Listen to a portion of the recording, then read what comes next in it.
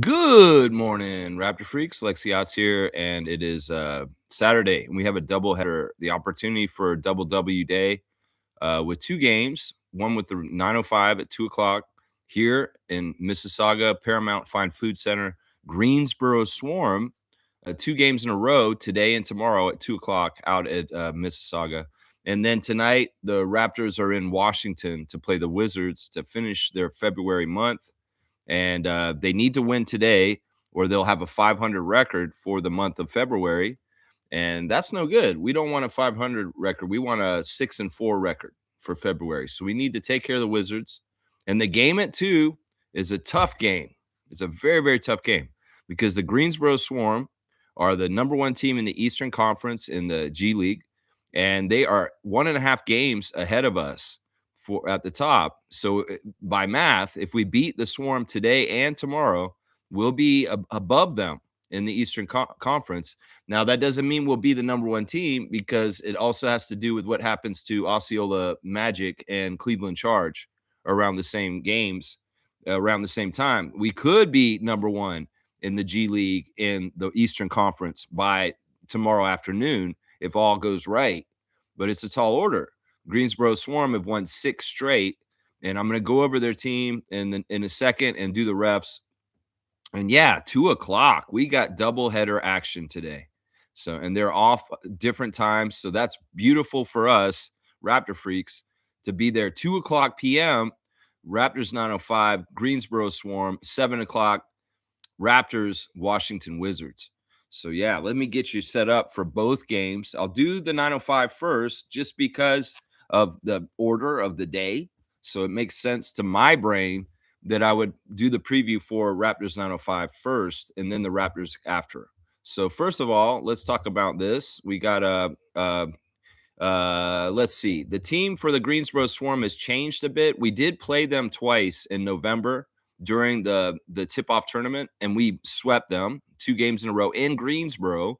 But their team is slightly changed, and I'll just name them real quick. Jonas Adu, a center from Arkansas. Josiah Alick from Nebraska. Terrell Brown at guard. Toshan Evobuan from Princeton.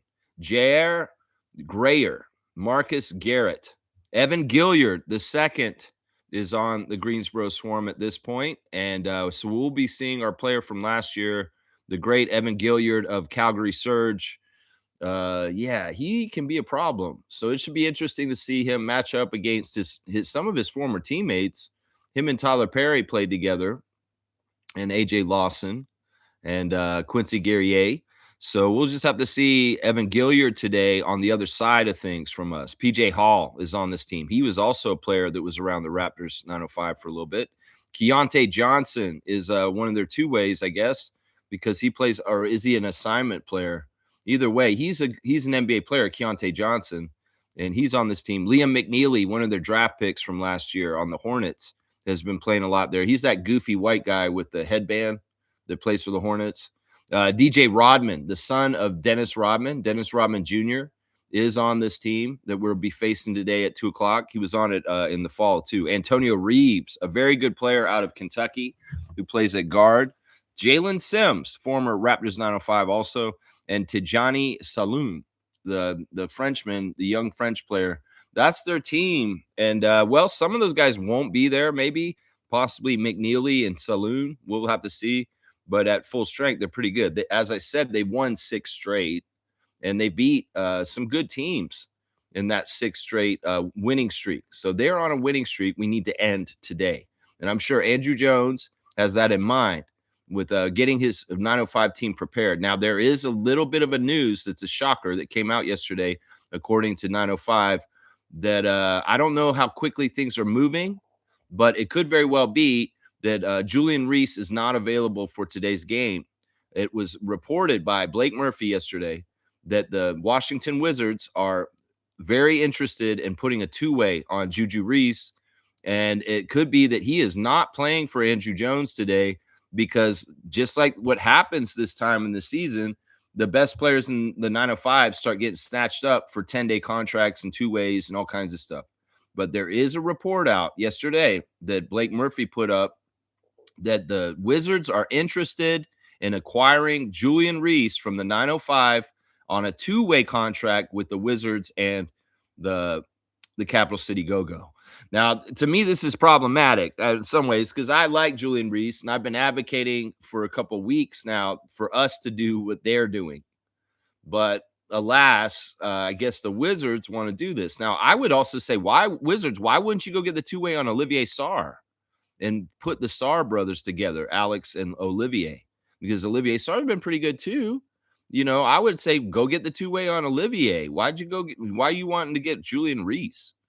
The Olivier Sarr has been very fantastic. I mean, we're going to do the Wizards in a second. It'll make sense why they're trying to get a big man from the 905 very soon when I go over their roster, because they have completely changed since they beat us in last year in the fall. That one game that was embarrassing where we lost the Wizards, we shouldn't have lost. Well, their team is not the same team at all, and they're probably a lot easier to beat than they were at that time. So that's what I'm thinking. All right, the referees for the 905 game today are new. I don't know them very well. I know one of them, but the other two I don't really know that well. Cameron Jelenis at number 54 is the crew chief. That's the one I'm kind of familiar with. Caitlin Versosa, number 23, is the referee. I do not know who she is. I've never seen her, I don't think. Ashley Olson is the umpire, and number 25. And I don't think I know Ashley either. So there's a little bit of a unknown referee contingency for 905 and the Greensboro Swarm at 2:00 today. So yeah, that's a very important game. I hope you'll join me on YouTube and watch the Greensboro Swarm 2:00 game. And I'm hoping I'll be at the game tomorrow in person at courtside to really help them get the win against them tomorrow for sure. So yeah, 2 days in a row, 2:00 starts, Greensboro Swarm, Raptors 905, Paramount Fried Food Center, 2 days in a row. So if you're able to go to the game today, if you're able to get to Mississauga today, go on down there and watch the 905 play the Charlotte Hornets G League team. Yeah, it should be pretty good. Let's see. I'm going to do the words of wisdom with Trevor J real quick. You got to get up every day and go after everything you want in life, regardless of the obstacles that stand in your way. There you go. That's good words of wisdom. Blessing to the Jones family, all the Raptor Freak family. Happy game day. Let's get back to winning. I'm with you on that.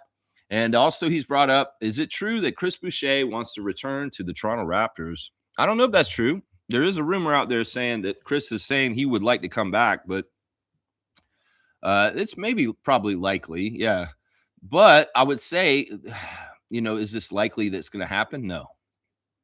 No, it's not likely that's going to happen. Everybody can express what they want. It doesn't mean they're going to get what they want, right?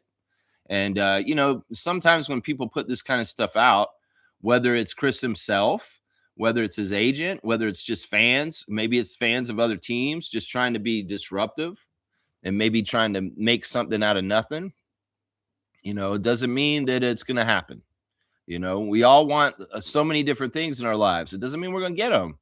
And I love Chris. If Chris came back to Toronto and Bobby saw that made sense, I'd be all for it, but I just don't see it. In my educated opinion of covering the Raptors and watching them so closely for years now, I just don't see this. It's because you want that reuniting and the niceness of that. That doesn't mean you should do it. That doesn't mean that it's good for the team and what we're trying to build and the rebuild.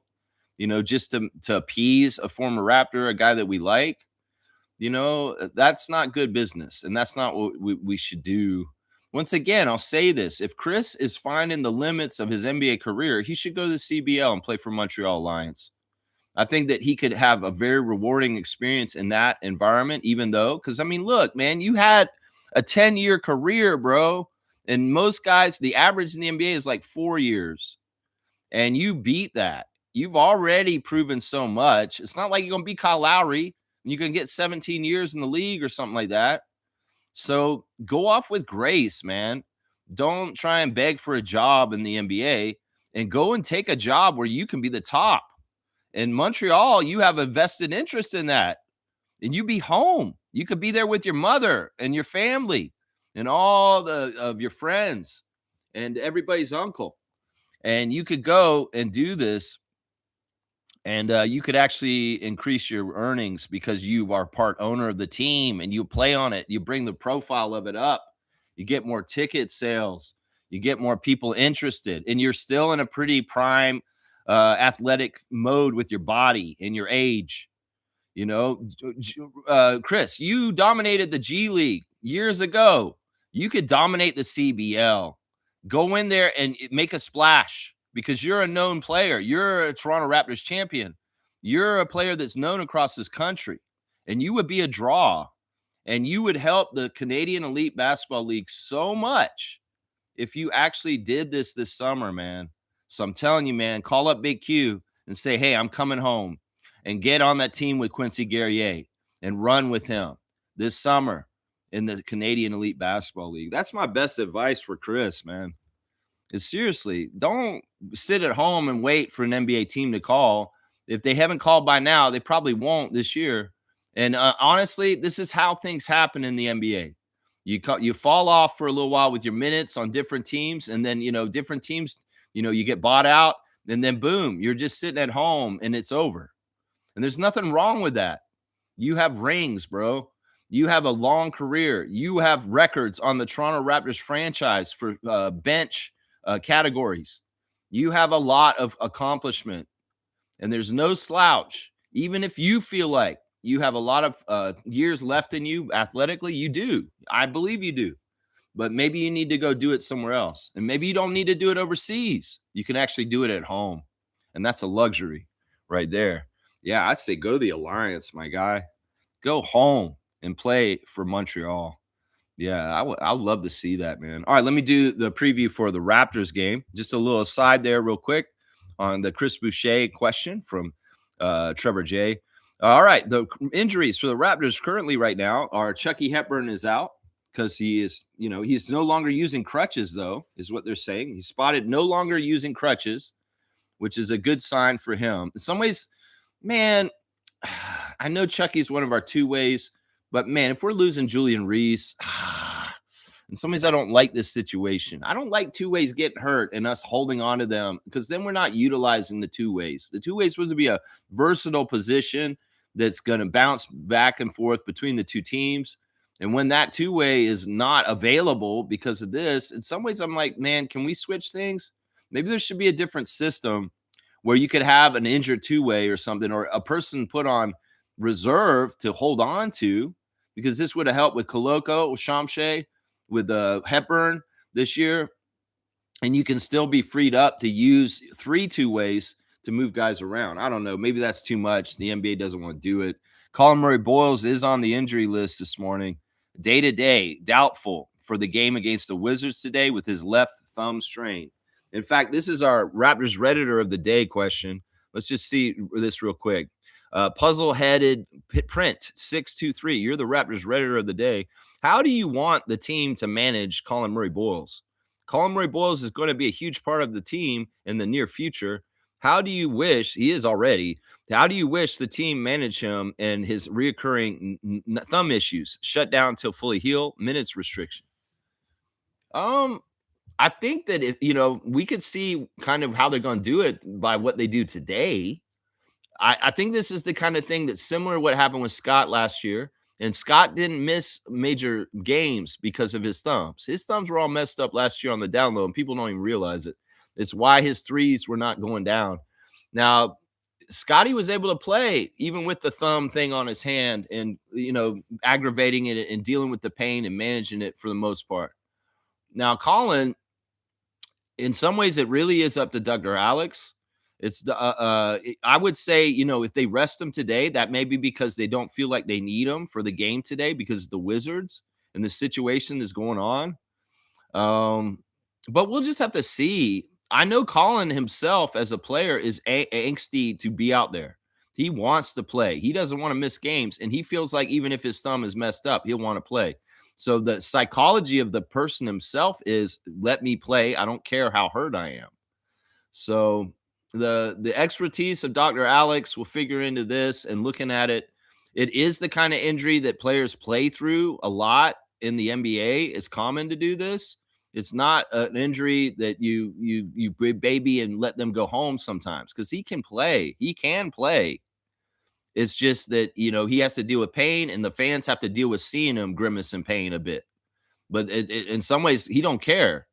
Colin's like that as a young kid. He's like, yeah, I'll go out there and bang my thumb a little bit and get hurt, but I just want to be in my NBA career and out there. So I don't think this isn't like yak in his back.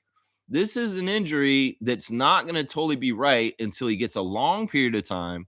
And giving him the long period of time isn't necessary right now, because if it wasn't necessary for Scott last year, it won't be necessary for him too. And part of it is that the risk of doing long-term damage to his hand in this situation isn't that high, honestly, if that makes any sense, because the guard really guards it. It's already kind of screwy. It's not like it's going to get worse. It's most likely not to. So the risks of playing him are not as high as people may think they are, and he can actually play through it, is actually the truth. So we'll just have to see how they deal with it. I don't think you shut him down because he's on a roll with how he's doing things. I think that maybe you give him some rest and maybe not play him as heavy minutes, partly because of the rookie wall more than his thumbs. So yeah, thank you for the Raptors Redder of the Day, Puzzle Headed Print 623, for their question on how do you manage Colin Murray-Boyles with his thumb injury this season. All right, let's go look at the injuries for the Wizards. There's really interesting stuff going on with the Wizards. They are a completely different team than the team we saw that beat us in December. We have played them twice. We beat them the first time we played them this year. They beat us the second time, and this will be the third and last time we play them this year. And this is the rubber match. This is to win the season series. In some ways, the Raptors don't only just want to win today to get a winning record in the month of February, but also to have a winning season series against the Wizards, which you don't want to go down 1-2 to the Wizards, right? So there's some pride here. Now, the ESPN matchup predictor has got us 83% likely to win, and that's one of the highest percentages I've seen for the Raptors in favor of them this whole season. So 83% is the ESPN matchup predictor for the Raptors in this matchup today. So a lot of people online are saying we cannot lose this game, and I think that's true.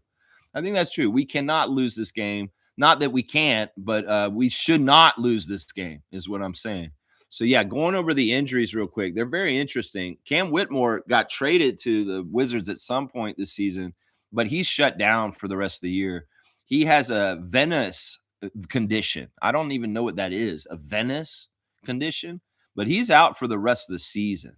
So, no Cam Whitmore today. Anthony Davis has been shut down for the time being right now. He is yet to be cleared for basketball activities and will be reevaluated in 2 weeks.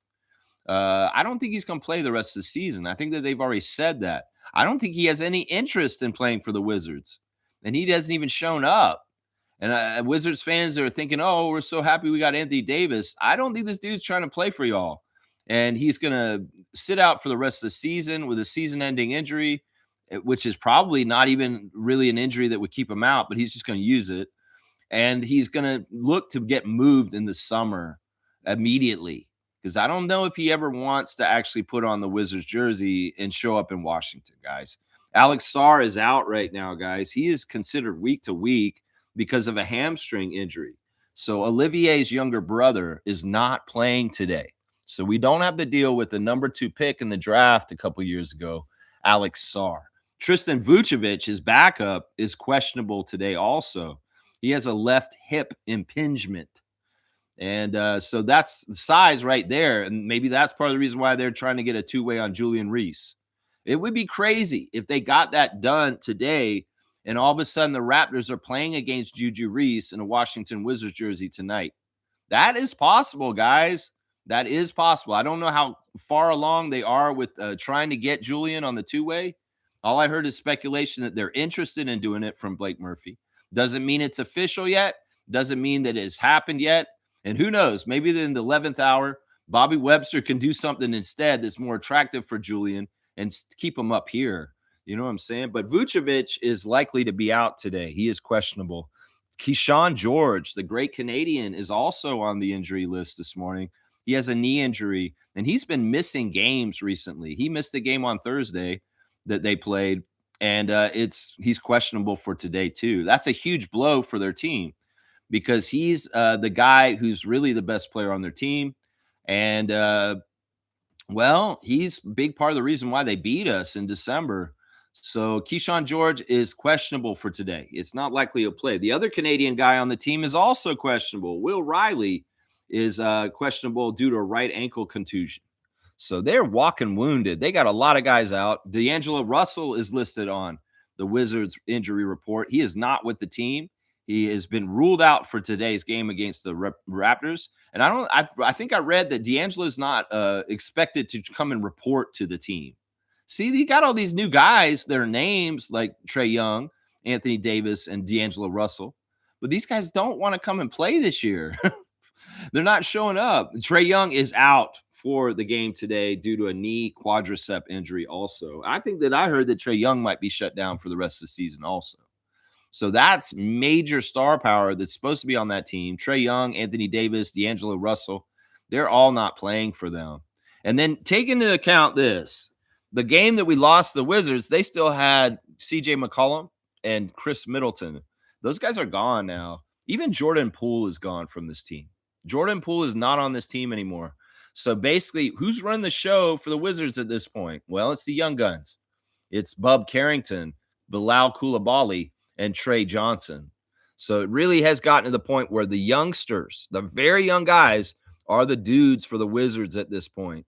And, well, they've lost 3 games in a row. They've lost 6 out of their last 9. And they're not playing as well as they were when they beat us in December. So this team, it's kind of weird. They were pushovers the first time we played them.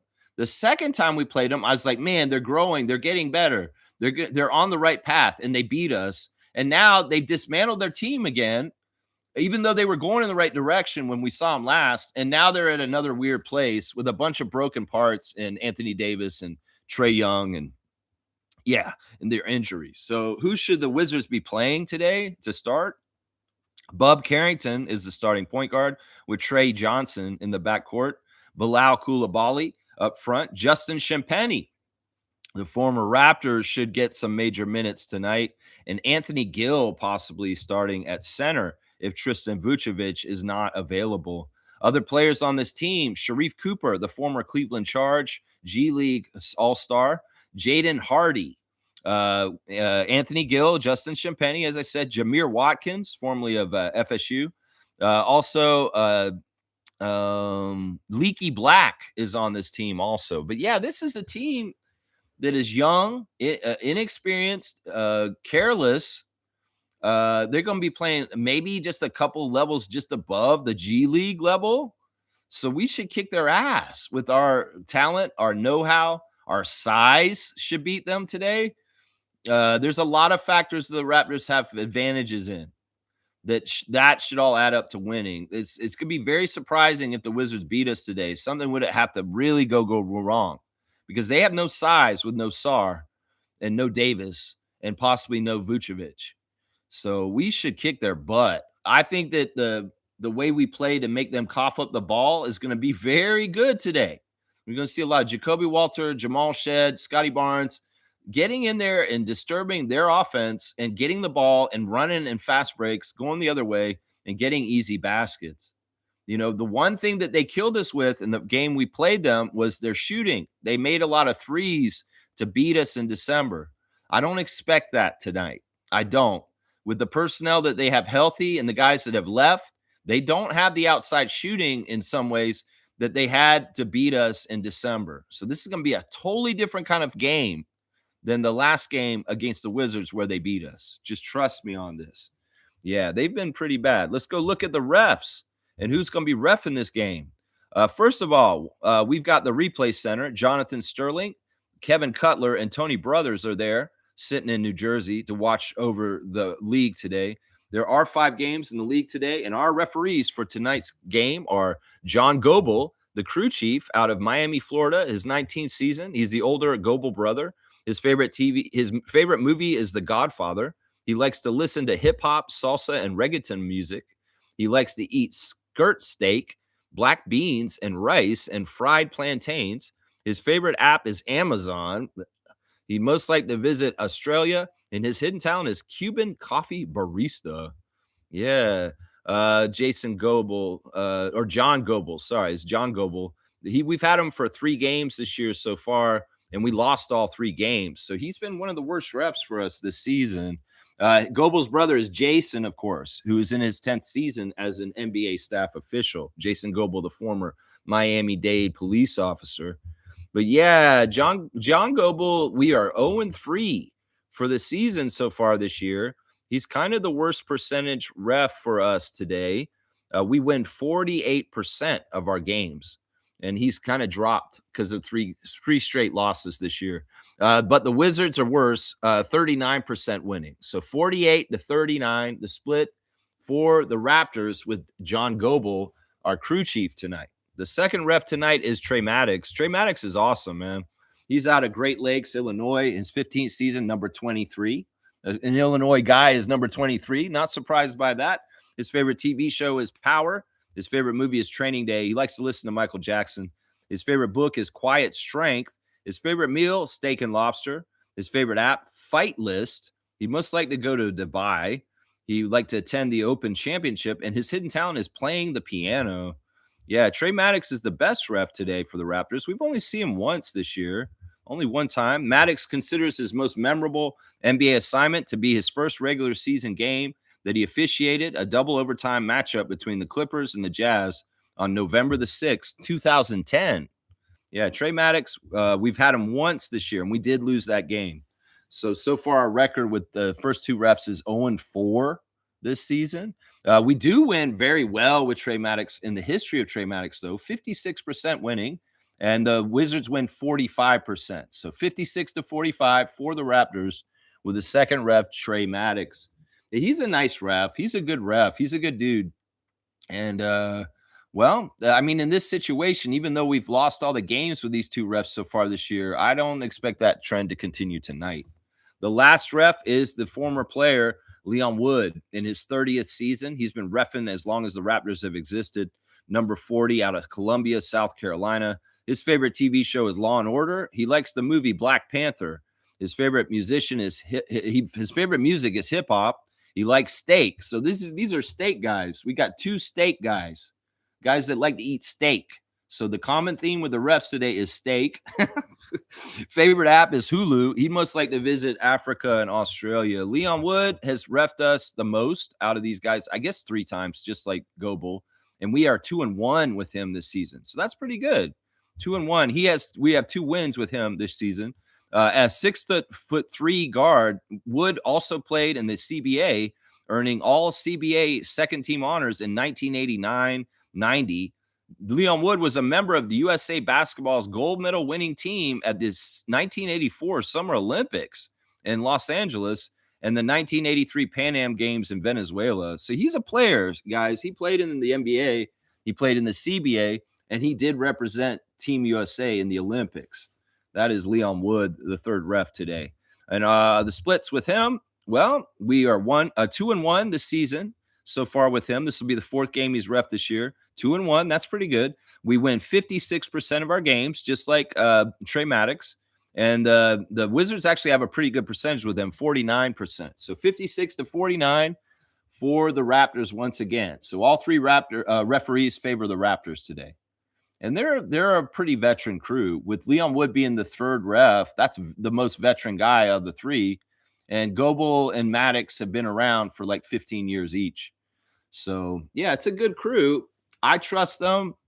John Goebel could be a little flaky with any kind of things, but honestly, with the talent discrepancy between the Raptors and the Wizards today, we need to wash them off the floor.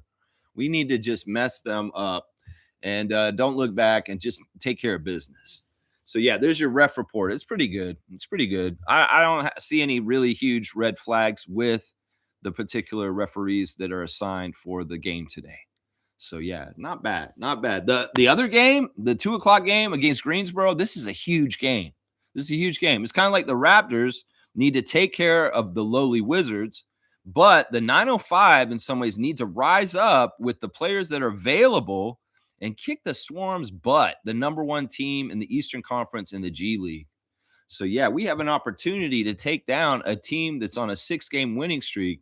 In some ways, my energy of competitiveness is going towards the G League team more than the Raptors in some ways today, because this game really matters at Paramount Fine Food Center today at 2 o'clock. So check that out. Isaac Campbell's got the start in 5. Alex in the house. Good to see you, Isaac. Thank you for watching my show this morning. Milbester is here. Good to see the Knicks freak checking in with us today. Good morning, Lex. How was the recent games with the Thunder, the Spurs, and the Bucks? What were the last 5 games played? Well, this is it. WBC starts Wednesday. Canada will play Saturday versus Colombia in Puerto Rico. Interesting. All right. So the World Baseball Classic's coming, and Milbester's in ecstasy because this is something that he's been talking about for months, and now it will be finally here. Yeah, this will be fun. Yeah, the games have been interesting. I'm not upset about the games against the Thunder and the Spurs that were tough, but played valiantly and close. And in some ways, we played your team a couple times and looked much worse against the Knicks, but that was because we were growing as a young nucleus this season, and we've shown some progress by playing very well against the top 2 teams in the Western Conference in the last week. In fact, I would argue that we may have handled those 2 teams better than some of the other teams in the Eastern Conference that have had to play them on their East Coast swing recently too. They've had to play Detroit. I think they've played y'all too. And, our margins and us, how we played with them, we did pretty good. Seriously, we only lost the Spurs by 3, and we were down by 25 to the Thunder in the middle of the game, and we tied them up in the 4th quarter and came back from a 25-point deficit against the Thunder. So these are pretty impressive achievements, if not getting the W's over those 2 teams. At least we showed some progress as far as competing with them and being able to hang with them to a degree, considering they're honestly the 2 best teams in the league. Let's just put it that way. I think they're the 2 best teams in the league. I've seen all the teams in the league now at this point, and I can honestly say that the top 3 teams in the league are, and no disrespect to the Knicks, the Thunder, the Spurs, and the Pistons. Those are the best teams in the league, and the Pistons have the record of the Knicks to say that. They do. Yeah, Milbester's saying this also. Also, Lex, one more very important thing to mention about the tournament. Canada plays their last game versus Cuba. That might be a game that determines who gets relegated to the 28-20 WBC qualifiers. Yeah, I don't know what you're saying. It's all over my head, Milbester. I am not a baseball guy. I do not understand it. Relegated and all this stuff. I don't know the system, so I'm not gonna even try and figure this out. Okay. All right, I'm gonna skip the next question because in some ways this is not what we cover. But anyways, what's new with you guys? NBA standings have been tight. We're all in a playoff race. Yeah. You guys have been kind of bouncing up and down. The Celtics are currently above you guys right now. They seem like the team that you're kind of running the horse race with right now. Boston and New York for 2nd and 3rd, and kind of flipping back and forth there. We're watching out for the Sixers. They're just below us. They're getting closer to us, and I don't like that. We like to see Cleveland to lose more, and you guys, because we would like to move back up into a home court advantage position in the playoff seeding. And, with Harden and Cleveland and that bolstering that team in some ways, it may be a tough task for us to climb back into a 4th or higher seeding. But we'll see. We'll see. There's still over 20 games left of the season, and maybe the Raptors can make some really good stuff happen over time. Randolph's here. Good morning to Randolph Phillips. Thank you for being here, Randolph. Blessings, beloved Raptor Freaks family. The strength and wisdom given to you is for today's opportunities. Don't save them. Go all out. Yeah, I mean, today is all about basketball for me. I've got that 2 o'clock game, and then I've got that 7 o'clock game. And it's tunnel vision on watching the Raptors, analyzing the Raptors, and being ready for the stream tomorrow. That's what it's all about for me today. I went out yesterday and ran around and did some errands, got out in civilization, interacted with people, went to a mall. Oh my gosh, Lex went to a mall. That's not normal for me. I'm like anti-mall. I hate malls, But sometimes I sit in the house by myself for periods of time and I'm like, man, I need to be around civilization more. So the most deep, intensive way I can do that is go to a mall, Lex, and eat at the food court, which is what I did yesterday. I forced myself to leave the house, which was good. It was good for me. Blackhawks here. He's got Space Invaders. What's going on, Space Invaders? Waka waka waka waka. Oh wait, that's Pac-Man. Isaac saying this: did Detroit really win the game because they drew a foul on a half-court heave in the final seconds of regulation? Shout out Cleveland. Darius Garland wouldn't have done that. I heard something crazy happen at the Detroit Cleveland game last night. They were horny. No, I mean the horn. It wouldn't shut up. And it was going for like 10 minutes. It sounds like a really bad Tim and Eric Awesome Show sketch where that they're playing that board game and the one guy, the black guy's like pushes the buzzer down and he just like keeps it going down, and everybody's like going, that's annoying. Shut up. And he's just like pressing it like a psycho. Looking like, yeah, even though Tim and Eric, you know that scene that I'm talking about, they have like a board game that they're playing, and the guy won't shut up with the buzzer. Well, that happened last night in real life. You know, NBA in-game ops have had some challenges in recent years, whether it's a speaker fire in Toronto, whether it's crazy blinking lights that we had in Toronto for a delay this year earlier. Well, in the Cleveland-Detroit game last night, the buzzer wouldn't shut up. Apparently, there was a power surge that shot electricity through the scoreboard at the game last night, and it wouldn't cut off. It was crazy. That's some wild shit. You know, like, could you imagine sitting in the arena? First of all, speaker fire is one thing, right? And maybe flickering lights like that are just up above, but a loud ass horn for 10 minutes straight, and those players were going like this. They're all like, oh, what is this? Somebody shut that shit off. And the fans cheered when it was cut off. It's crazy, man. Yeah, I don't know about what you're talking about with the final seconds. All I know is about the horn. And I saw that Detroit won the game. So good job, Pistons, and sending the Cleveland Cavaliers more towards the Raptors in the standings. Yeah, I appreciate that, Detroit. Yeah, Nako saying Training Day is super good. It is. It's a very good movie. You're exactly right. And I love the reenactment of Pascal Siakam and Johnny Furpey at Halloween. Yeah, that was a cool little scene. They even said the lines sitting in the diner, Denzel Washington, Ethan Hawke from the great original motion picture Training Day. Yeah, it's a good movie. You're exactly right, Nako. Yeah, and Siakam is Denzel. That's right. Yeah, that was so good when he did that, man. Siakam is just a badass. He has mastery of Halloween. He is a master of Halloween. That's right. Neil wants both games. I do too. I think that today for a double W there's a high percentage plausibility for it. The Raptors 905's record in Mississauga is extremely good. Most of the losing they've done in the regular season of the G League has been on the road. They have played a lot of their games on the road in this G League regular season.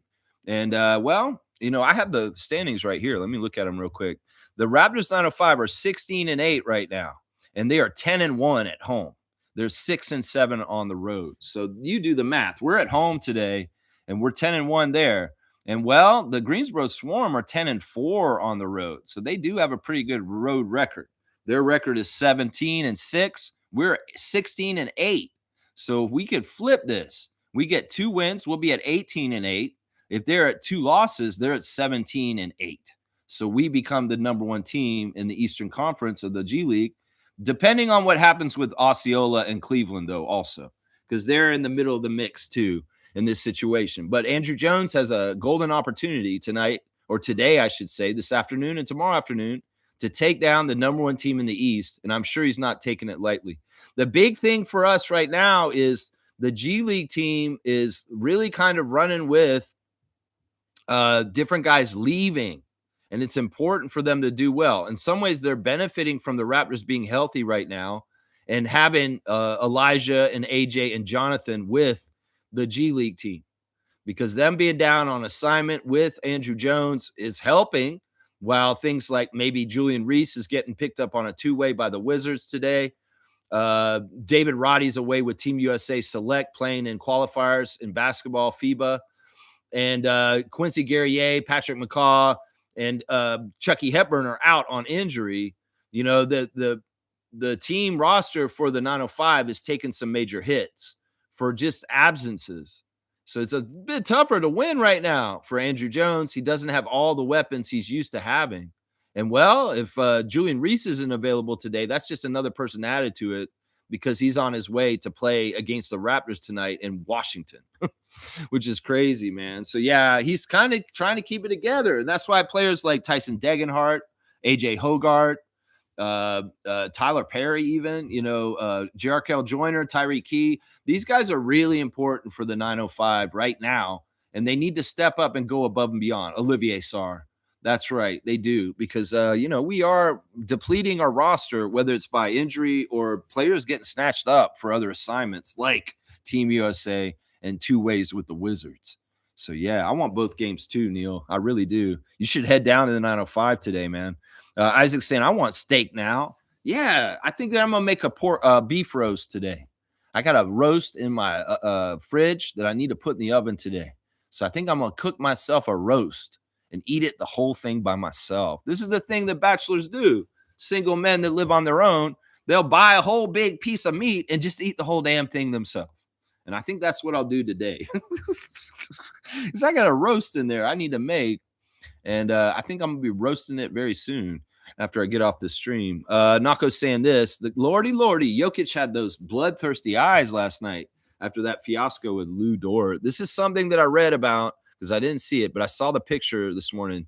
Karthika was talking about this. This is a tweet by Queen of Stats at TSN, Karthika.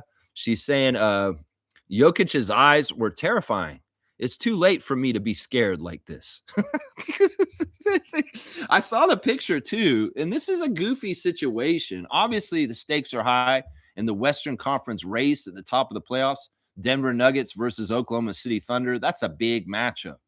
And well, Lou Dort, he's an interesting guy, man. We love our Lou Dort, our North Montreal superstar. Well, he did something kind of goofy. He's around the center around of some attention. I'm glad that him and Brandon are cool with each other because of what happened when Brandon got hurt. And I could tell that they're cool with each other because when we played them this week, after the game, Brandon and Lou kind of came up to each other and they were cool. And they were like, you know, Lou Dort went out of his way to say, I'm not trying to hurt you, Brandon, when there was some sort of shady play in that game. And it looked like Brandon's like, yeah, I know, man. And they're cool because in some ways, Lou Dort was involved in the play where Brandon twisted his ankle and missed a year, right? Well, he's a little bit of a reckless player, but he's a Canadian guy on our team, so I stand with him, just like I stand with Dylan. They can be controversial, and Lou Dort did a controversial thing last night. He left his leg out backwards to trip Jokic, trip somebody in the game last night. And Jokic took offense to it and he got pissed. I don't think I've ever seen Nikola show emotion like that on a court ever in his career. And he's been in the league for a while now, right?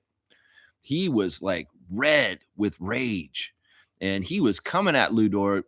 He said that was an unnecessary play, and a very necessary reaction by me. Unnecessary move by Lou Dort, necessary reaction by me.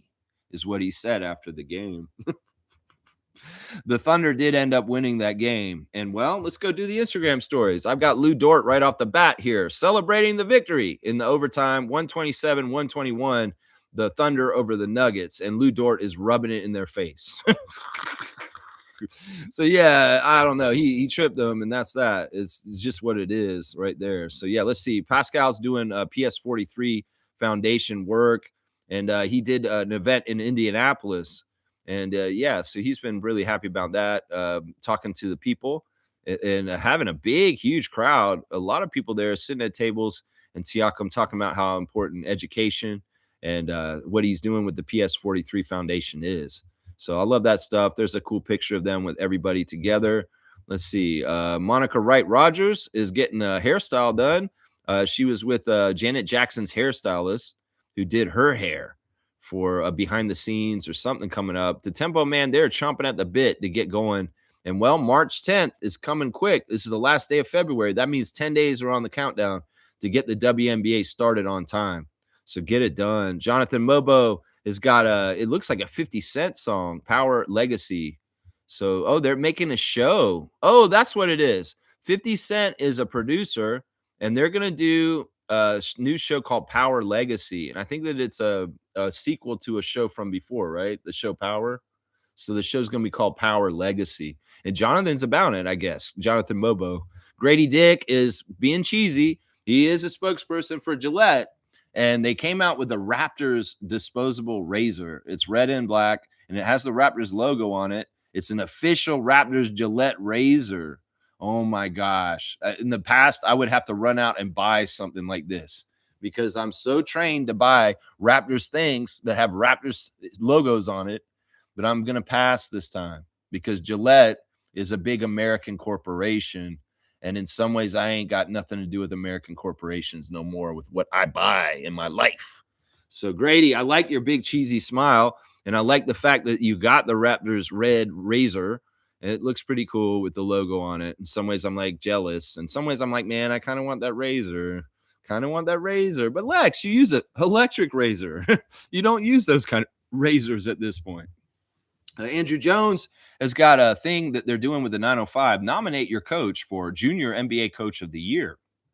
You can nominate a coach that exhibits a lasting impact on their community. That's cool. I like that. They always want to recognize community leadership and encourage people to be good citizens and good role models. And well, if you know a good coach out there in the community that's coaching maybe kids you know, or the school near you or something like that, maybe you should nominate them for the NBA Coach of the Year, Junior Coach of the Year that Andrew Jones is putting forth right there. Yeah, it's birthdays. Today is the birthday of, it looks like it's Heidi's birthday. So yeah, it's either Ava or Heidi's birthday, one of the two daughters of Andrew Jones. And Mariah Amber's still on vacation. She's went to her first fish fry, and she's out on a boat gallivanting with a bunch of scantily clad women. And I can't say that I do not enjoy her Instagram stories. Let's just put it that way. But yeah, she went to a fish fry, and she got some fish for the first time. I'm like, how did you not go to a fish fry before? I mean, even up in Canada, you know, it is winter, but in the summer we could have fish fries places out in the public. You know, they have the barbecues and the rib fest and Scarborough and all kinds of stuff. There's had to have been a fish fry in Canada, Mariah Amber, that you went to at some point. But no, she's got to go to a sunny beach and an island somewhere to go to her first fish fry. That's kind of interesting. I'm like, wow, you know, there's pictures of her in a bikini, just so y'all know, on her Instagram. Kelly Olynyk's in the Big Apple, because I guess the Spurs are going to play the Knicks, or they already did. He's got a ton of sushi too, man. Kelly's always tempting us with the sushi, and he's so proud of the undefeated February for the Spurs right now. That's right. AJ Lawson's got an action shot on his Instagram of him dunking at the Paramount Fied Food Center. That's where he'll be today at 2 p.m., hopefully helping the Raptors 905 beat the Greensboro Swarm. Serge Ibaka's on the court, putting in some dribbles and shots. Look at that dunk, man. He looks buff, man. Serge looks like he's stronger than ever. Like, he's got a bigger upper body than he did when he played in the NBA right now. I'm telling you, man, I don't know. Serge is older. The league may have passed him by, but man, he can still play. I'm telling you, Serge looks like he can still play basketball. He can play professionally around the world in different places and be the top player. Trust me, because he looks like he's in phenomenal shape. Just a few years out from his NBA career, very, very top shape. Yeah, Serge is living his best life. Musician and basketball player Serge. That's right. Slim Duck is all about the Pokemon right now. He's asking, which one did y'all get? Did you get the Pokemon Fire Red version, or did you get the Pokemon Leaf Green version? Which one did y'all get?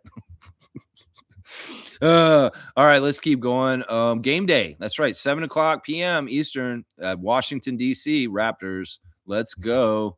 And let's see. Toronto Tempo are celebrating Black History Month, and they're doing the Youth Association for Academics, Athletics, and Character Education.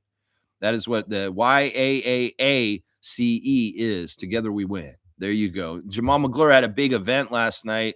I believe it was at Casa Loma, but I'm not totally sure. There was a giveaway of his Kentucky jersey. Man, it just looks like a whole big thing, a Hollywood gala or whatever. Yeah, very interesting stuff. Lots of fancy dressed people, lots of red carpet, lots of all kinds of stuff going on there. Pretty cool stuff. So I'm not even sure. I think it was the Jamal McGlure event is what it was called. The Jamal McGlure Athletics event. Not totally sure. Maybe it was some sort of charity event or something. I don't know. But yeah, that's the Instagram stories and what I can see from the world of the Raptors looking in like that. That's right. Yeah. Yeah. Yeah. Jokic's eyes did look crazy. Like he was really mad at Lou Dort. This is the kind of drama that will come out in the playoff series later this year when they have to play each other in the playoffs. Look out. Look out. Build that drama up. Coach Coolcat's in the house. Great to see long-standing Raptor Freak and great friend of the channel. Good morning, Raptor Freak crew. Good game day. That's right. Let's go. Let's get that double W tonight. That's right. I want one. I want two. 2 o'clock and 7 o'clock. Let's go get them today. That's right. Isaac saying, I share what I'm talking about in the basketball Discord chat. I'll also join the Discord. Yeah, I don't know, man, what you're talking about. Let me go look what you're talking about. Oh, I see that you put that there just now. Danis Jenkins, perfectly times half court shot foul. Yeah, I don't care. I don't care. If the game was that close and it should have been this way or that way, I'm glad the Pistons won. Because in some ways, I don't care who wins. I'd rather Detroit win because they're already at the top, and I don't think people are going to catch them. So they might as well beat the Cavaliers and put them closer to us. So that's what I would say to that. Yeah, in some ways, if it was against the Cavs, good. That's what I say right there. Good. I don't even need to look at it. That's right. Milbester's saying, Cool Cat, I'm getting the Fox One app to watch the WBC. There you go. Okay. Well, of course you are, Milbester, because you've been waiting for this for like a year because you've been talking about it for over a year now. You've come in here and brought it up since like last summer. You were talking about the WBC. Seriously, this guy's really excited about the WBC. Really, really excited. Isaac saying JV was a minus 21 in 8 minutes played last night, while Joker was a plus 15 in 45 minutes in their loss to OKC. Makes me love what Pirtle provides the Raptors. Yeah, Jonas was a minus 21. Well, then in some ways they can run circles around him. And they were maybe Bickerstaff and the Pistons just really utilized some sort of things on the weaknesses of big science. Well, I mean, that's part of it. It's going to happen. You're going to want to have weaknesses and you can exploit against teams. And sometimes, unfortunately, Jonas Valanciunas can be centering around a weakness right there. Let's see. Let's go check on any breaking news. I believe for sure that the 905 guys are there with them. That they'll have Mobo and the two ways are with the 905 in Mississauga. So they are not with the Raptors. So Jonathan Mobo, Elijah Martin, and AJ Lawson are in Canada right now. Blake Murphy also said this on his Blue Skies account yesterday after the news possibly of Julian Reese going to the Wizards. March 4th is the deadline to sign new two-way players. So the Raptors will need to convert a two-way next week to sign a new two-way.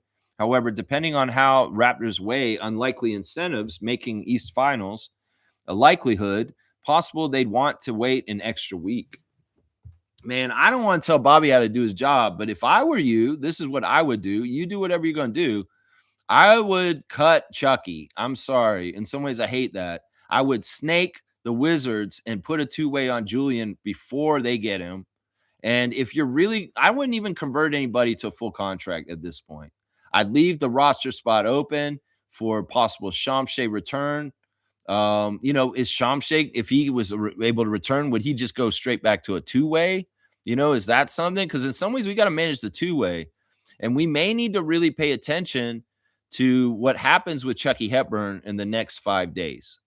So if this deadline's in 4 days from like in March the 4th, maybe they switch the two-way around a little bit. Now, a lot of people are calling for them to convert Elijah Martin to a full contract. I'm not for that myself. And part of the reason why is because if you're going to convert somebody, you should convert AJ Lawson first. And Elijah, in some ways, he needs to lead the 905 team more to get more development in that leadership kind of stuff, continuing into next year still. So I'm not ready for this dude to go fully NBA. I think that would be bad for his development. I think that he's thriving in the G League, and he needs to continue to do stuff down there in his first 2 years in the league. Sometimes a lottery pick does not have to go to G League like Scotty Barnes. Maybe a late first round pick has to go there for their first year as a rookie, like Jacoby Walter. But a second round pick should be down there for 2 years. Now, Shed is a weird anomaly. He's a second round pick. He barely went to G League his rookie year, and he has not gone there this year. But he's an anomaly. He's a little bit more advanced, and he's also a point guard. So that's part of the difference. I think Elijah needs 2 years of G League. Just like Jonathan needs at least 2 years of G League. Jonathan may need 3 years of G League, and there's nothing wrong with that. There's nothing wrong with that at all. It's just that in some ways, that's the best place for them to get minutes and get more development going than sitting on the end of the Raptors bench. That's right. Milbester's saying, only reason why I'm excited is because my country is the best in the world. Dominican Republic versus USA and Japan with the rest. It's going to be a great tournament. I watched the inaugural tournament when it began in 2006. I totally agree with you, Milbester. I want your team to beat the hell out of the USA. I think that the teams that have the best chance to beat them are the two teams you named, Japan and Dominican Republic. I told you this before, I think in the past, but I did a project a long time ago, like maybe 25 years ago, where I took all the players in the Major League Baseball and I put them on teams by geographics. And it was an interesting project because I could really see where specific positions were emanating from. Like I found out that a lot of starting pitchers come from Texas and California as states because I broke it down by states and within the states, along with countries. And the country that had the most MLB players past the United States, who had the most, was Dominican Republic. They had so many players that I had to make 4 Dominican teams, 4 full teams of Dominican teams. And Santo Domingo had its own fucking team because it had enough players just from that city to make a full team. And you know who was on that team? It was people like Ortiz, Pujols, Vlad Guerrero. It was crazy. And when I did that project, I really learned the powerhouse that DR is in the world of baseball, man. They have so many players in the NBA and the MLB. And they have for the history of the MLB. They've been coming in for a long, long time. And they have been a big, big, big part of, honestly, I'd love for y'all to beat USA. I'll root for you. I'll root for you guys. Beat USA. Everybody beat USA, please. And Dominican, yeah, you guys have a good shot.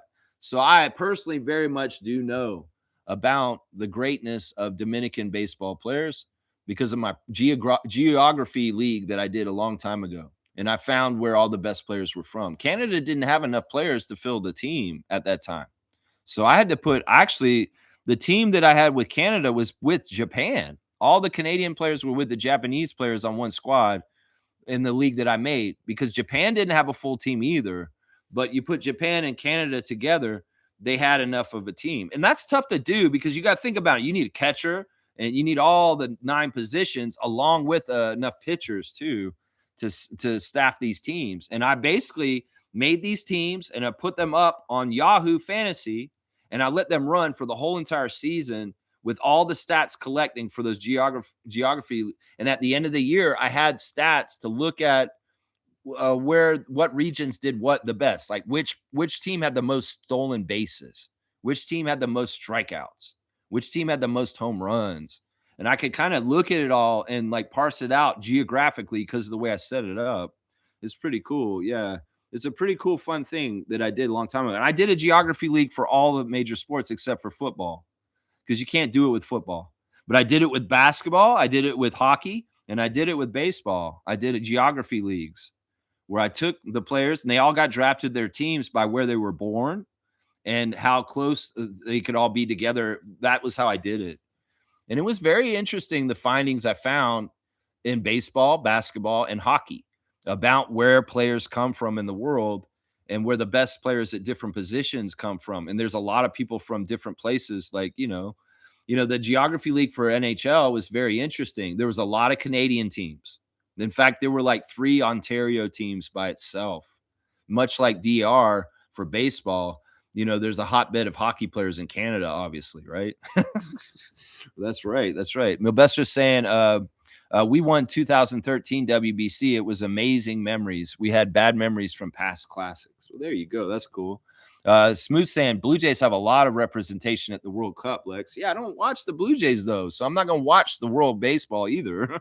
But I don't even watch the Blue Jays, Smooth. Why? I don't watch baseball, guys. I don't care. It's boring to me. It's a slow sport. And I'm a fan for the Blue Jays. I root for them, but I don't have patience to watch a whole baseball game.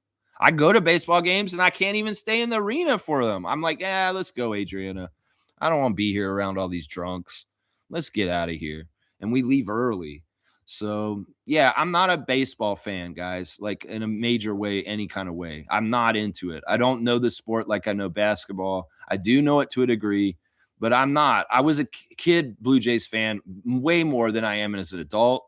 So if I'm not watching Blue Jays game during the regular season, I for sure not gonna watch the WBC, man. Yeah, so it's like, it's like that.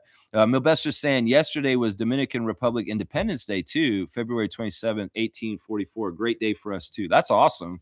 Yeah, we had our Estonian Independence Day this week too. We have an Independence Day for Estonia, and we celebrated it also in the past week. So yeah, it's crazy how so many countries have to have Independence Days from colonialists coming and taking over your country and all kinds of bullshit. Whether it's British colonialists, French colonialists, the Russians, whoever coming and taking over your property in your country. Independence Days are great because they mean you got independent of somebody being in your country that shouldn't be there. But in some ways, it's sad how many Independence Days there are around the world because of colonialism and all the bullshit that comes from that. Yeah. Let's see. Smooth saying Japan, USA, and the DR all have Blue Jays on their teams. Well, that's fantastic. Good for the Blue Jays. Like I said, I can name like one Blue Jay off the top of my head. I don't know the team even, guys. I know they just signed Max Scherzer and we have Vlad Guerrero Jr. Beyond that, I'm not going to be able to name 5 more Blue Jays for you guys. You guys really got to understand, I don't know jack shit about the MLB right now. I did not watch a single pitch of the World Series last year. And I should have because I'm a Toronto guy, but I'm Raptors tunnel vision, all NBA, just basketball. And there's no time in my schedule and no brain capacity to hold any baseball stats or any kind of stuff like that. That's the only way I can do what I do with the Raptors is to do it this way. And, because I could diversify my brain and put a lot of energy in different interests. But right now, I choose to tunnel vision on the Raptors. Very heavy. I couldn't tell you who the catcher, I mean, I think it's Kirk, right? The catcher is Kirk, right? That's the name of the catcher. See, I'm just throwing darts at a wall and I can't even see the dartboard. And I'm saying shit like that. We had Bo Bichette, but he's gone, right? Yeah. See, the last time I really paid attention to the Blue Jays, they had Josh Donaldson. Let's just put it that way. Okay. The last time I really paid attention to them and watched them and was watching Blue Jays regularly, Josh Donaldson was a Blue Jay. Okay. So that'll tell you how long it's been since I've actually paid any attention to them or understood them. I can't talk about the Blue Jays like I do the Raptors because it's not in the level of expertise that I have. I have no expertise on the Blue Jays. I have no idea their transactions. I have no idea who anybody is. I couldn't name their roster for you guys. It's because I don't want that information in my head because I have all my NBA information in my head. That's what it is right there. Yeah. Yeah. They added a pitch clock and the games are faster now. I know. I've heard that, but I haven't watched that era of baseball since. I haven't. I have not watched baseball regularly since they added that. And it's not going to entice me to come back because, listen, I'm getting more busy because the WNBA is coming. So the tempo, they're a higher priority to me than the Blue Jays. That's just the truth. And it's not that I don't want the Blue Jays to win and be successful. It's just that the tempo are more interesting to me. And I'm gonna watch the hell out of the WNBA. God willing, they'll get their season started. Yeah. Yeah. Let's see. Smooth saying, yeah, either you love it or you're not. I get that. I don't like soccer either. It's a similar reason. I don't like hockey either. I don't watch hockey either. I think hockey's boring too. Yeah, a Canadian said that. Yeah, God forbid.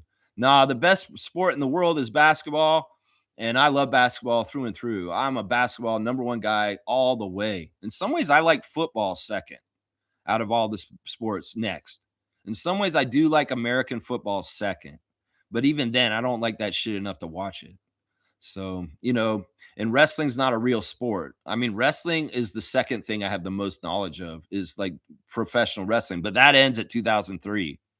I don't know jack shit about the last 25 years of wrestling, but I know a lot all the way up from the very beginning of the origins of wrestling from Greek mythology all the way up to 2003.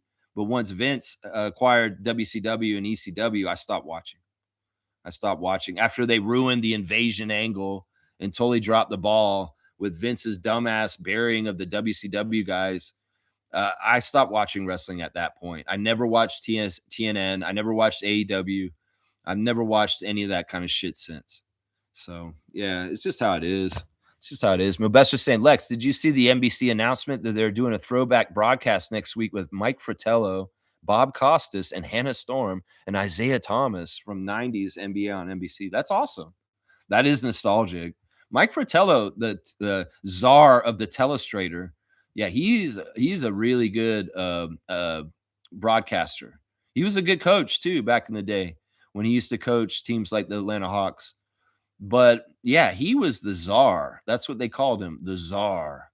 Yeah, it'll be interesting to see. Bob Costas being at All-Star Weekend was a fun, nostalgic voice to hear. And Hannah Storm, I've seen her on broadcast recently, and I'm like, holy crap, she's still around. And she's up there. She is up there. No, that's a fantastic idea. I'm sure Isaiah feels old if he's got to be involved in all that. I'm sure he feels very old if he's involved in all that. That's right. Smooth saying Boucher wants to come back to the Raptors. Like, I know Trevor wrote that in already. I covered it at the beginning of the stream. It doesn't matter what people want. Who cares? I love Chris. I said this already. Go play for Montreal Lions, bro. Just if you want to come back home to Canada, go play for the CBL and be on the Montreal Lions. You're a part owner of the team. It'll give you financial incentive to do that. And honestly, you could be home with your mom, your family, everybody's uncle, and it's just the right fit. The NBA's done with you, bro. That's just how it is. You're going to come back to Toronto just to sit on the bench and waste everybody's time, yours and our team's included? This don't make no sense, Reggie. He got to the end of his road with us, and then he went to the Celtics and got to his end of his road with them very quickly. And then he got traded, and then he got bought out. And now he's sitting at home. His best move next is to look to make the big money somewhere else. Yeah, and I would say, you know what? If you value being home and in Canada, just go to the CBL and think about the boost of notoriety and publicity you would give the Canadian Elite Basketball League if you were on the Montreal Alliance this summer. That's the best one right there. Yeah. No, you're not reporting anything to me. I saw it myself. I seen it all over the place. Trevor's brought it to me. Isaac's brought it to me. Everybody's bringing it to me. It's not news. I could infer that this is probably true. I don't know if this is exactly true also. See, this is just a rumor. The rumor is Chris wants to come back to the Toronto. In some ways, we could say that may not even be fucking true because he knows that that's not likely. And why would he put it out there? It could very well be there's fans saying this shit. And it's not even Chris, That's why in some ways this isn't news to me. This is a rumor. And in some ways it's not a realistic rumor also. I mean, we all want to have warm feelings. We all want things tied up in a nice bow, but it doesn't mean that bringing Chris to be on the Raptors again is a good move in any kind of way. And like I said, this has been reported all over the place. This is not breaking news to me. And I could have inferred possibly that Chris wants to come back to the Raptors because it's like he's comfortable here and he liked being on our team. Yeah, but it's not, there's no spot for him. The road's already been closed. It's not like anything changed since he left here as far as our coach, our front office, our roster, that it would make any sense to bring him back at this point. So it's like I can look at this from a realistic perspective and say it's not going to happen. I could look at this from another perspective and say this may not even be a true rumor. This may be a Raptors fan who has the best intentions because they love Chris and maybe they want to start some momentum towards something, but it's just not going to happen. And I think that it would be so cool if he went and played for Montreal because seriously, think about it. He goes to Montreal games all the time anyway in the summer because he has a part ownership of that team. And Marc Gasol could go back to Spain and play for a team that he's a part owner of. and bring the prestige of that team up, that's in some ways a good business decision for himself. So I could make the argument that Chris deciding to play in the CBL this summer with Quincy Guerrier on the Alliance is a fantastic idea for himself financially, personally, and just in his life, you know? The CBL season's the way it is. He could do things there, look real good. Maybe he dominates the league and he's the MVP for the year. Maybe he helps the Montreal Lions go all the way and win the CBL championship. Maybe he has a season like he did in the G League where he was MVP and the defensive player of the year in the same year, like he did in the G League on the Raptors 905. He could do a lot of really good things there. It's just, man, the NBA doesn't want him at this point. It's obvious. And in some ways, he should have some pride and not grovel and beg, which I'm not saying he's doing. Maybe fans are doing it for him, and just walk off in the sunset and just go ahead and take the next part of his career and understand that, look, this dude came into the Raptors on a 10-day contract and lashed himself on for 10 years. That's an amazing accomplishment. And if you think about the average career span of most NBA players, it averages out to like 3 years in the league. Seriously, between Marquise Noel, who plays one game, all the way up to Kyle Lowry, who plays 20 years in the league. There's a middle ground, and like the average guy only gets 3 years in the NBA. you know? So Chris has already gone way beyond the years in the NBA that he possibly could have gotten, considering where he came into the league and how he came into the league as a player that was stunted in his growth originally because he didn't start playing basketball until his teenage years in a meaningful way. And he was always playing catch up his whole entire NBA career. It's fantastic what he accomplished, considering how far he was behind when he came in and how he got himself together and he had the career that he did. He's got all kinds of records off the bench for the Raptors in our franchise history. And he should be very proud of his whole entire career, even if his NBA career and his days in the NBA are done. Yeah, go play for Charlotte. If they want you, maybe they'll want you or somebody. But Utah buying you out and not even giving you a chance on your team right now, there's something wrong with that. And meanwhile, they're calling up Milbamba for a 10-day contract instead of just keeping Chris. No, there's a couple of different things going on here, man, for sure. Yeah, Isaac's saying Boucher should sign with the 905 and fight his way back. That's a weird idea. I know that Isaac's joking, but in some ways, is there a possibility to do this? Yeah, I don't know. I don't know, man. I don't know. He's already been there, right?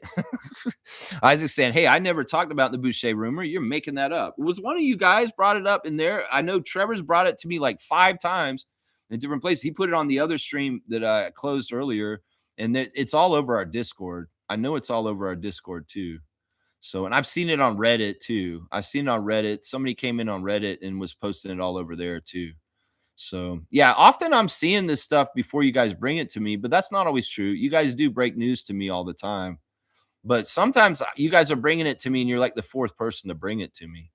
So, it's just the nature of it. I appreciate you guys bringing me information. That's what I should say. That's it right there. Smooth saying, I guess it's the NBA money. Once you start making that cake, it's hard to go back to civilian life. Well, they can't think about it this way. Every time, NBA players have to think about they have a limited amount of years where they can make big money. And Chris got big money in limited amount of years. He didn't make a lot of huge money early in his NBA career. And then the Raptors gave him a really substantial contract a couple years ago, and he made big money then. But that's why they always say it's like when you're young and you got the age and you're doing it, you got to get the money while you can because it's temporary. It's not like he can make that NBA cake for the rest of his life. Like, seriously, you guys are lucky if they get one big contract. Like, Fred cashing out and going to Houston and getting that 40+ million a year. He only got that for 2 years and he didn't get it anymore. And now they've downgraded his pay. And now Freddie's down more to around 30 million, getting closer to 25 million, getting closer to 20 million. So it's like your earnings in the NBA go, whoa, like an arc. And you can peak and get like that big, huge contract in the middle, but it doesn't mean you're going to continue to get that rate going all the way out because they'll pay you for what you're worth. And Fred, to make things work with Kevin Durant and the young nucleus in Houston, he had to renegotiate, and he actually had to take the option out of his contract that he signed when he left Toronto and lose uh, part of the money that was in that original contract when he went to Houston to make it all work and fit. But because he's going all about getting that Larry O'Brien again in Houston, he was willing to make that sacrifice in the offseason last year before he got hurt and missed the season. He worked with the team and took he ripped up his contract and they signed a new contract with him last summer, I believe. And it was for substantially less. So it's like, yeah, you got to get that money when you can. And well, Chris has his arc of earning in that kind of way. Now, if he wants to make the absolute most money that he can make beyond the NBA right now, he has to go to China or Europe. But he could stay. That's the thing. You balance it all. It's like, do I care about making the absolute most money, but I'm in China or Europe? Or do I care about staying home and making some good money, but I'm at home? It's about his priorities, really. I looked the other day, and this is the craziest thing. Shirt guy, Jordan Lloyd in the Kawhi shot picture. You know how much money he made last year in Europe playing in the Europe League? $2.5 million. So it's like, look, you can make the NBA money here, and then all of a sudden you go over there and like you become a legend over there, like Lorenzo Brown, like Jordan Lloyd, like Eugene Omoruyi, and you could be running and rolling in some major money in the Europe League after your NBA career. So I mean, Chris is at a crossroads, and in some ways, and he has to think about his two young children because he has two kids that are under 5 that he has. And in some ways, packing up and going to China with the kids, I don't know. Is that the right move? Packing up and going to Europe with the kids, I don't know. Is that the right move? Or is it staying in Canada and playing for Montreal Alliance and mom can help take care of the kids because he's at home? I mean, those are the kind of things you got to think about. And how much money is too much money? Greed is out of control in this world. People bringing up the taxes in Toronto and stuff like that. Taxes are bad in New York. Taxes are bad in California. There's a interview resurfaced recently with DeMar DeRozan talking about how he didn't realize how much money he was losing because he played for the Raptors until he went to Texas and played for the Spurs. And the Texas tax rate is so nil. Of course, that's a backwards ass state. It's all fucked up in different ways. Once again, taxes are not bad if they're done properly and they're not grifted by somebody who's sitting in the White House. They actually go towards services that we all see dividends and benefits from. Taxes are responsible for a healthy civilization and a society where people are healthy and doing well and there's prosperity. Having no taxes or having cheats like the corporations and the way they do things in the United States is unhealthy and toxic and will destroy your society over time. So, people that complain about paying taxes, even if the taxes are higher in Canada, we see the dividends and the benefits of it, and that's what matters. The people in the States pay taxes, yeah, and their taxes are going towards incarceration and war and bombs and giving tax breaks to corporations and billionaires. What do you want your money spent on? The tax breaks, some people are saying, oh, you don't want to be in Canada because the taxes are bad and it's cold. Well, that's not any different than New York City or Boston. Their taxes are just as bad in some ways, and they have cold too.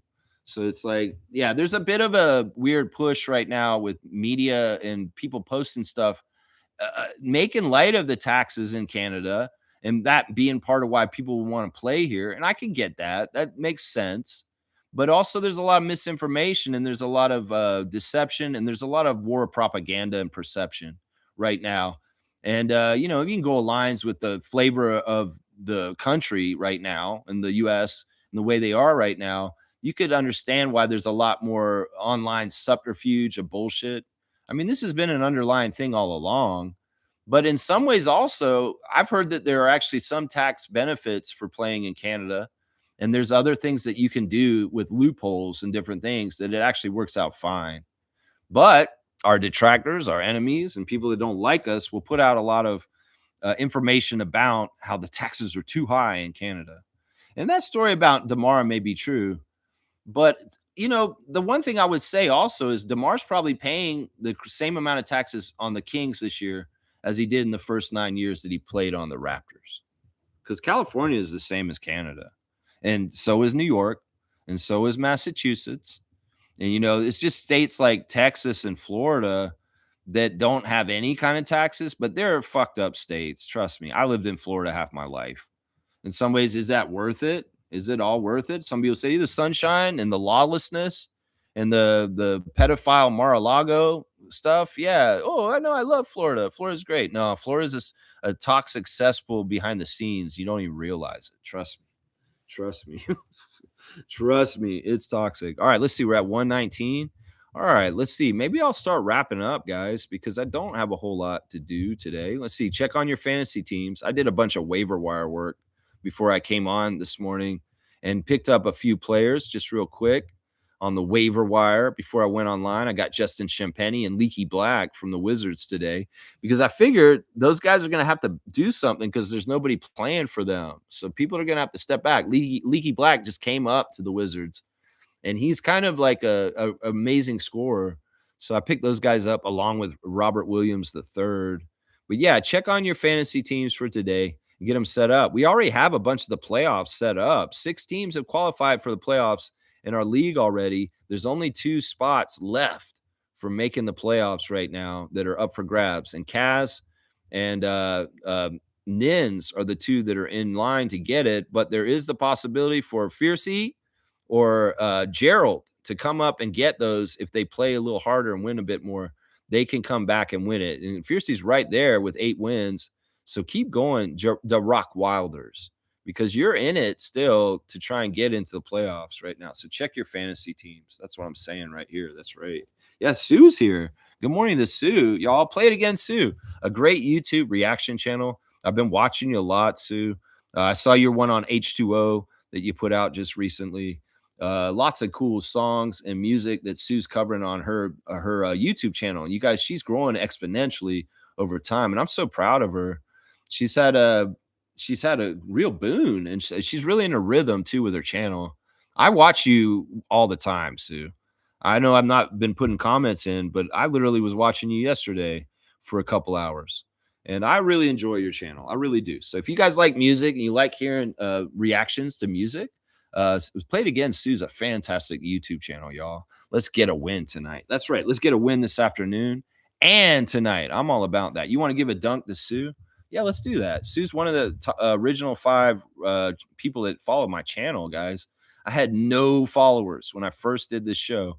I had 3 subscriptions. And Sue was one of the first ones in the top 10 that subscribed to my channel right from the start. And I appreciate her for that. And then, she started her own YouTube channel, which is so fun and awesome. Sue, you're getting your first dunk for 2026. You are a Notorious BI3. That's right. There you go. There you go. I love it. Yeah, there's a lot of history there. It's a lot of fun. And the years as Raptors fans, Sue told me the story about when she was on the elevator with Chris Boucher after the game. Yeah, see, that's the thing, man. Chris, whatever you decide to do, I think the CBL could really use you, my guy. You could be really doing something good for that league. Yeah. Sue's saying, I watch you all the time too, Lex. I just don't always comment, but I love you. Oh, you're sweet. I know sometimes it's tough, my time of the day, and I know it's Saturday, so you're working usually during the week, and you're not able to watch me at the time when I'm probably live, and I get that. And I know a lot of people come back and watch me later. In fact, my numbers are really good right now. This season with the Raptors winning, I've been getting really good views on my channel, and I appreciate that. We've been getting really good, maybe not the live, a lot of people here, but throughout the day, people are checking in and watching the show over the day. And I appreciate everybody watches, whether you're somebody who comes in and interacts with me on the chat, or you're a silent watcher that's been watching me for a while. And you could be like some of those people say, long time listener, first time caller. Yeah, I appreciate all y'all too, whether you like me or not, and you're watching me. I don't know. Some people may be watching me and they don't really like me, but they find value in what I'm saying, and they appreciate that. Yeah. Yeah. Sue's saying, yes, I have to watch later as it's blocked at work. That makes sense. That makes sense. And this has happened over the years with different people. Like Nameless went to plumbing school and then he has to work in the morning, but Nameless used to be a regular on the channel with us live during the day. Yeah, and he comes in on the weekends when he can. So this is normal. I understand this. I know that Cool Cat sometimes has trouble watching from her work also. And yeah, but I just appreciate people, whether they're watching me live or watching me later. If you don't watch me live, watch me at time and a half, because the streams go by really, really fast then. So I think we'll go ahead and try and do an hour and a half today, guys, because this is the thing. We got 2 games today. I got to get ready for them. I got to work out. Like I work out crazy when the 905 and the Raptors are both playing. I do extra workouts, and I want to try and do them before 2:00. So this is something. All right, here we go. This is the classic card. And in some ways, this one is kind of fitting to our team, I guess. All right, here we go. Y'all know who this is. Classic card of the day. It's kind of easy. Write the full name answer. Oh, there's our team president behind him. He's actually the guy who this is kind of timely and funny there. Yeah, BJ Armstrong. Slug Deezy's on it because he really wants to try and catch up with MJ. Yeah, just before you, Isaac. That's kind of funny. There's the guy who drafted him in the expansion draft. Right behind him, Isaiah Lord Thomas and BJ Armstrong. BJ Armstrong actually works for the Warriors, I believe, right now. He works for one of the teams. He's still involved in the league. Yeah, BJ had that face that looked like he was a little kid, but he's like weird now because he's older and he doesn't look like a little kid anymore. His face has aged a little bit. So it's just a little bit weird, man. So yeah, you love BJ Armstrong? Well, why didn't you marry him? No, best friend. I'm just kidding. All right, BJ is easy. I'm going to give it as a 50-point card. Slugged easy. See, that's 2 days in a row with the Eastern Conference guys. Joe Dumars yesterday and BJ Armstrong today. Slugged easy gets it, and it's going to be a 50-point card because he's pretty recognizable. Pretty easy card to get. Yeah, let's see. Milbester's saying, although Knicks faced him a lot with Jordan and Pippen on those Bulls teams, but BJ was great. I don't know. You may be overinflating his importance. He was always just a backup guard. He had more notoriety only just because he was on the Bulls championship teams. I think that if he had been on any other team, he'd be a nobody, and nobody would know who the hell he was. But because he played with Jordan, everybody knew who he was. And I think that he'd admit that that's true. You could have put BJ Armstrong on the Charlotte Hornets for his whole career, and nobody would care or remember him. He's only remembered because he stood next to Jordan. Straight goods on Canadian goods. Canadian apple juice. This is your company. I love this stuff, man. Allen's. Allen's is a Canadian favorite. It says it right on top of it. Allen's apple juice from concentrate, low acid. This is a Canadian-made apple juice. So you want to get apple juice at the grocery store, buy Canadian apple juice and support Canadian economy, support Canadian jobs, keep the money in the country, and let's spend it here and keep it in our circulation. That's right. I'm not doing any more food challenges like I used to on this channel. Back in the day, in the early years of this chat, I would chug something like this and try and do it in a time limit. Like I'd say something stupid like, guys, I'm going to chug the rest of this huge Allen's apple juice in 10 seconds. And then I'd do it on the show just to entertain you. There's been times where I ate a raw onion on this channel just for the hell of it. I don't even remember why I did that. Maybe it was because of Chuck Swirsky. He said, onions, baby, onions. And I had onion. I bit into it. And that was a fatal mistake. It was wrong. I was like, man, you guys got to see my reaction to him. Like, yeah, I'm trying to eat this onion like an apple.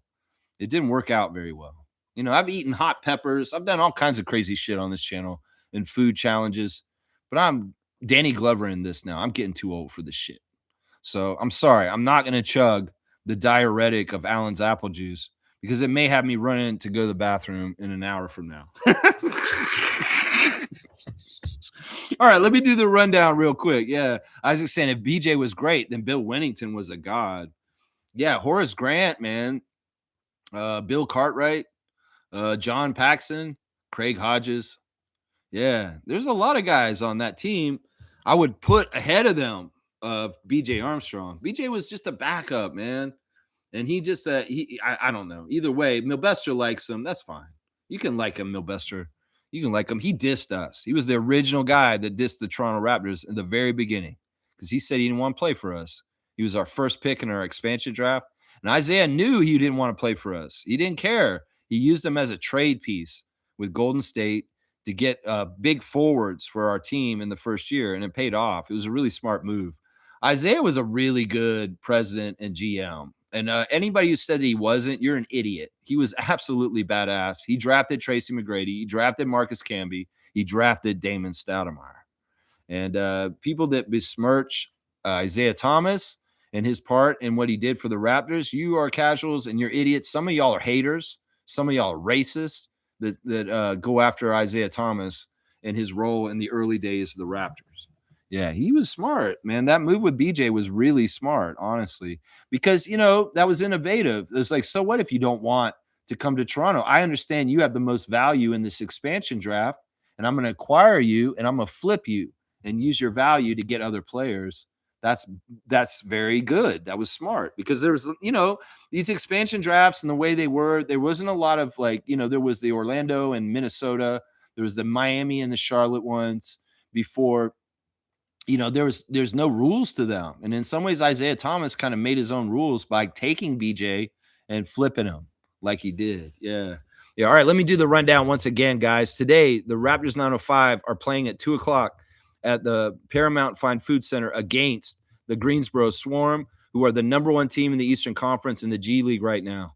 And the referees on site at 2:00 will be, Cameron Jelenis, number 54, the crew chief, Caitlin Versosa, number 23, the referee, and Ashley Olsen, number 25, the umpire. Not related to the Olsen twins, right? Ashley Olsen.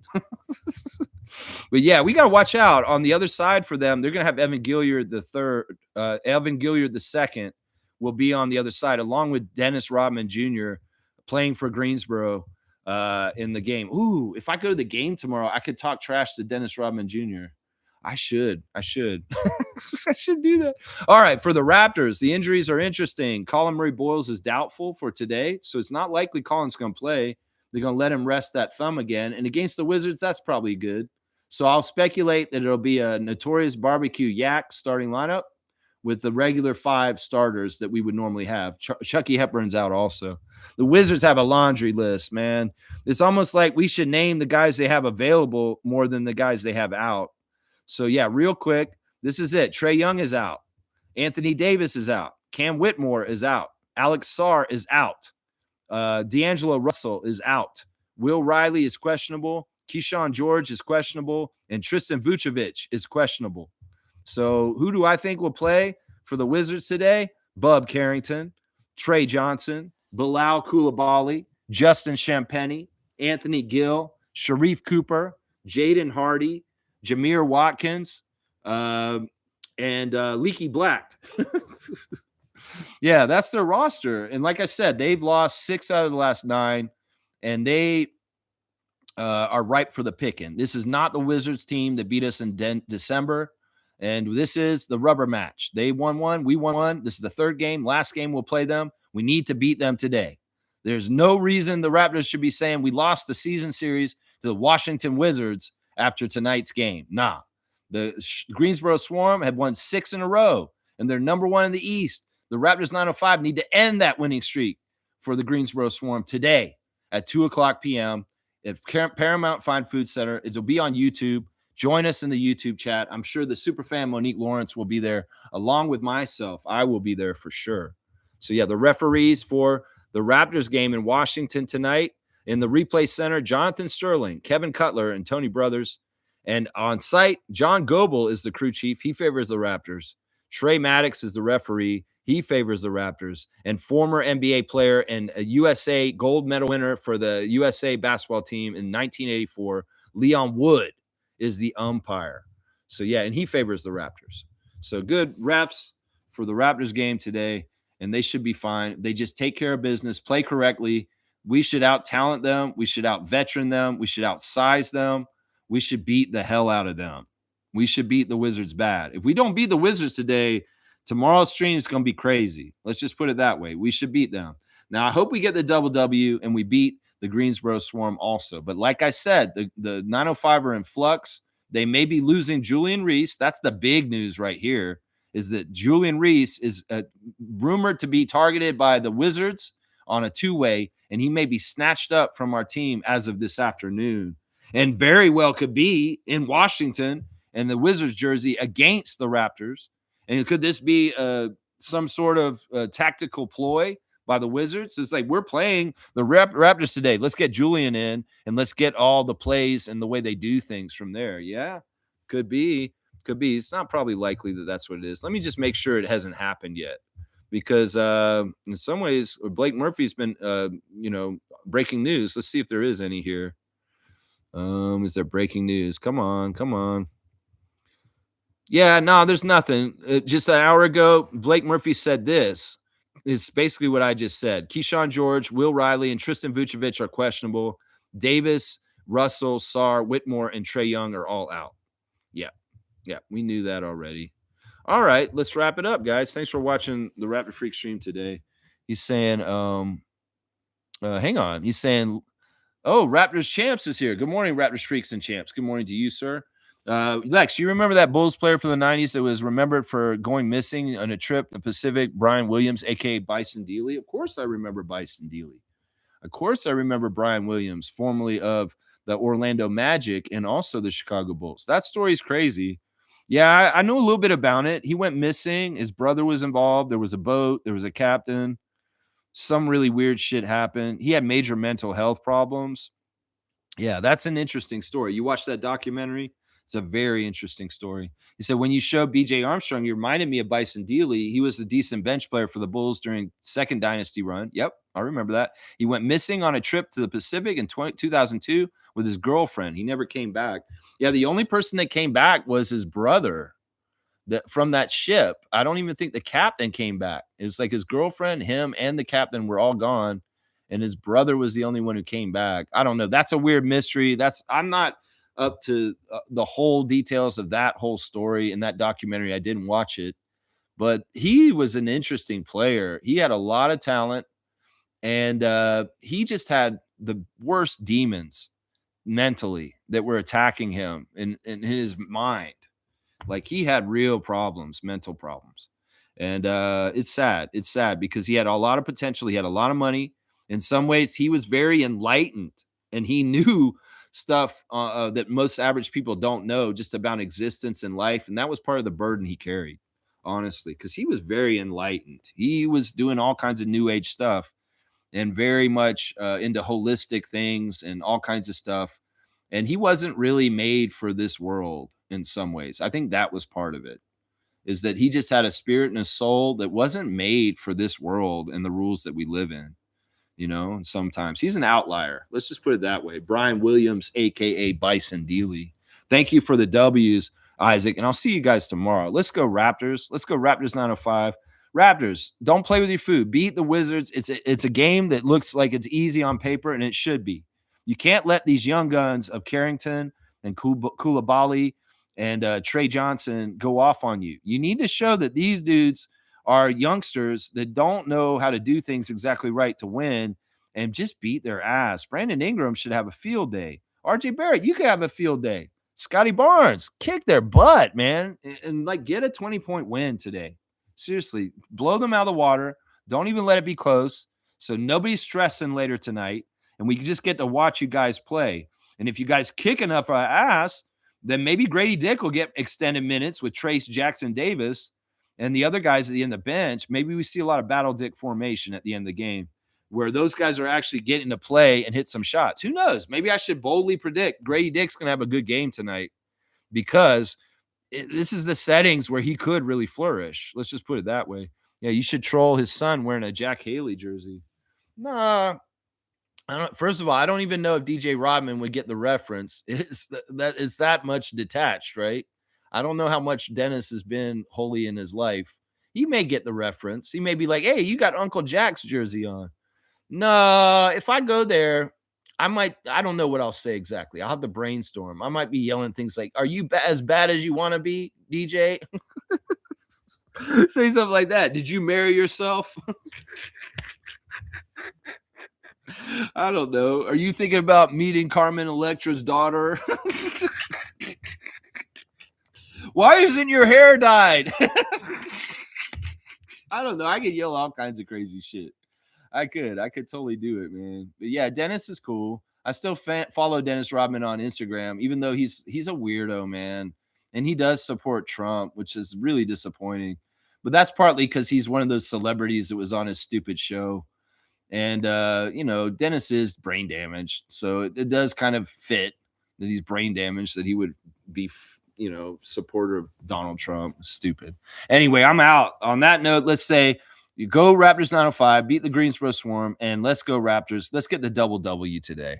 I think it's very, very possible we'll get 2 wins today and have a nice feeling. The Raptors need to win the season series, and they also need to have a winning month of February. And if they lose today, they'll be 5-5 for the month. And I'd much rather them be 6-4 for the month of February.